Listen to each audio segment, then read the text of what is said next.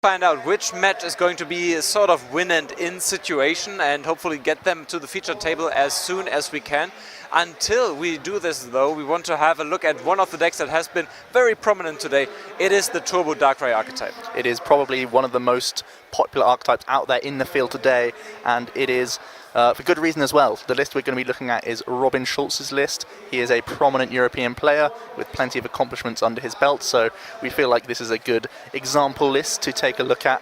And many people are opting to bring this deck because it is such a simple archetype where you are trying to get lots of energy in play because of this guy right here. Yeah, it's Darkrai EX, and there are more Darkrai EX and GX in there, but this one is making it all happen because of the first attack, the Dark Pulse. It deals 20 damage plus 20 more for each darkness energy that you have attached to any of your Pokemon, and all the other Darkrai EX and GX make use of them or accelerate these energies. It is a very efficient attack that can ramp up into ridiculous numbers. Another great combination here is the other Darkrai, the one that we saw previously. This has been a card that really has just had a really accomplished career. It has been powerful for many a year. Once as an attacker, now its attack is more of a side note. Night Spear is a decent option, doing 90 and also 30 damage to the bench, but it's here just because of its Dark Cloak ability, giving you free retreat on any of your Pokemon that have Dark Energy attached. Really gives you great maneuverability. You can tank hits on some of your Darkrai and move them to the bench, force your opponent into more difficult situations. You can get into your non-EXE Veltol a lot quicker. You can just really spread your energy around the board and take full effect of this ability. Yeah, you mentioned an interesting fact there. Once Darkrai EX was the main attacker of certain decks when the Pokemon EX came out, but now it saw itself being retired when it comes to attacking. We see it every now and then, but it's really not meant to attack. That's up for the Darkrai EX that came out in XY9, I believe it was Breakpoint. And then we have a very new addition to this army of nightmares. That's Darkrai GX. Darkrai GX is another great addition to this archetype. It allows you to ramp energy much quicker via its ability Restoration. Once during your turn, if this Pokemon is in your discard pile, you may put it onto your bench and attach a Darkness Energy card from your discard pile onto it as well. So it gets himself ready to attack, but also gets more energy on the field overall for the Dark Pulse, which we've already mentioned is a very powerful option. He himself boasts two very powerful attacks. The Dead End GX attack is, as we've already seen, very powerful in combination with Hypnotoxic Laser that you'll see in this list, as well as Malamar EX as well, which can both induce status conditions and then allow you to take a knockout on anything with any number of HP. It was really good to see Malamar being relevant in the meta game, I have to admit. But Darkrai GX in a format that has Battle Compressor is of course shining, because we've seen so often that there is a Battle Compressor in turn number 1 for a Darkrai GX, for a Darkness Energy, and sometimes for a supporter card that could be recovered with a Versus Seeker. Battle Compressor being versatile as always. Battle Compressor, one of these cards that really does define the expanded format. Night March is able to function off of 4 copies.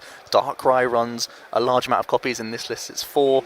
Also the Turtonator Volcanion lists also love playing 1 or 2 of those, just because so many Pokemon and so many cards right now interact with the discard pile. There's a lot of ways to get energy back. Not only is the Darkrai a relevant factor, but also the Dark Patch as well. One of the most powerful cards we've ever seen, I think. It's a very powerful item card, allowing you to attach a basic Darkness Energy from your discard pile to one of your benched Pokemon. It reads very similarly to the Restoration Darkrai's ability, but it's an item card, so you can hopefully play multiple of these in a turn. That's the idea at least, and you can even reuse it with Dowsing Machine, which is also the ace spec of choice in this deck. And it's a pretty cool one also, because there's not only the 4 ofs that you're trying to reuse, like Dark Patch, you can also use some of these other 1 or 2 ofs that he plays as well to get them in the right situations. So it's a consistency card as well as another means of getting more energy into play, and that is the name of the game with Darkrai. There's so many cards in this deck and also in other archetypes that reuse cards from discard pile, so the discard pile is not there forever. There are cards to be recovered, so the Battle Compressor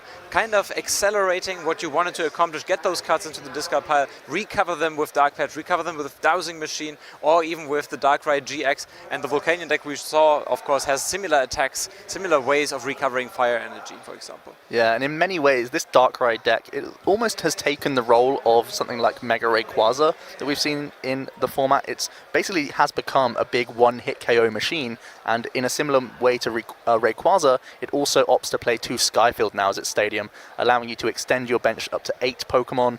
When you're using cards like Hooper EX, Shaman EX, you naturally fill your bench, and also the Darkrai GX loves coming onto the field as well. So opening up your bench, having the full 8 slots available to you, allows you to play tech Pokemon. It allows you to get as much energy around the board as possible. So even when Pokemon are getting knocked out, you're only losing, say, 20 or 40 damage that's easily recoverable by some of these cards like Dark Patch or simply manually attaching each turn. So Skyfield really does open the doors for this deck to really become a very speedy variant. Yeah, you've mentioned also the Hypnotoxic Laser. This is the variant that we are seeing here, but we've also seen the Malamar variant. What kind of variant do you like most? There are pros and cons to both. I really do like Hypnotoxic Laser because it is so fast acting, and when you're expecting mirror matches, as we've just noted that Turbo Darkrai is one of the most popular decks out there, it's really nice to get a Hypnotoxic Laser off and really take the bull by the horns really and take these big knockouts as early as possible. So Hypnotoxic Laser is fantastic for that, and it can also, on random flip chance, if you get that 25% where you flip heads and your opponent flips tails and they remain asleep, you can buy yourself free turns, and free turns is incredible for Darkrai because they are able to not only get knockouts via the GX attack, but it can also help them stall for time. So I really like Hypnotoxic Laser. Malamar is better against Seismitoad EX, but we haven't seen it to be too popular. We saw it in the last round, but that's one of the only times we've seen Seismitoad today. Now, as the players are getting ready, one last question. Maybe we've seen Robin, of course, doing very well today. Unfortunately, he was not able to take the win on the last round. Now he lost to a Seismitoad item lock. We've seen this time and time after again, and he only drew into item cards. What do you think can be done to give himself a better matchup in this situation? Yeah, well, the Malamar EX is one avenue he could go down. You could play something like 1 Hypnotoxic Laser and 1 Malamar, maybe hoping to break the item lock via Quaking Punch sometimes. There's always Ranger, which is an option as well. Pokemon Ranger can remove the effects of attacks. That's also an option. Additionally, you can just try and get as much going as early as possible. That is the main approach that many people go for. They say, I only really need 1 turn to get everything going.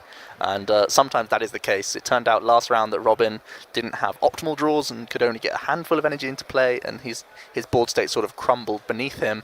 But if you are on all cylinders, you've pretty much already got your board state going in the first turn, that you don't care about item lock on the second turn. Yeah, we'll be watching Robin and, of course, the Darkrai